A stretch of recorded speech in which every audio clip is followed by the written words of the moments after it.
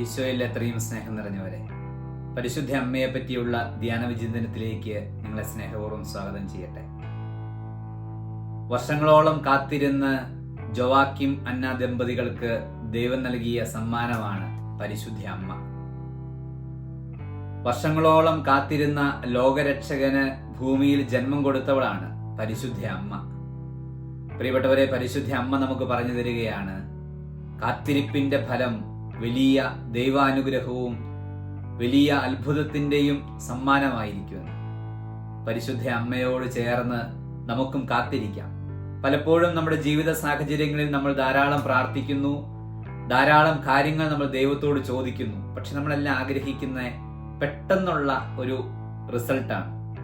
പെട്ടെന്നുള്ള റിസൾട്ട് കിട്ടാതെ വരുമ്പോഴാണ് നമ്മളൊക്കെ നിരാശരാകുന്നത്, ദൈവത്തോട് പരാതി പറയുന്നത്, ദൈവത്തിൽ നിന്ന് അകന്ന് ജീവിക്കുന്നത്. പക്ഷെ പരിശുദ്ധ അമ്മയുടെ ജീവിതം നമുക്ക് കാണിച്ചു തരികയാണ്, നീ വിശ്വാസത്തോടെ പ്രതീക്ഷയോടെ കാത്തിരിക്കാൻ തയ്യാറായാൽ ദൈവം നിന്റെ ജീവിതത്തിൽ അത്ഭുതം പ്രവർത്തിക്കും.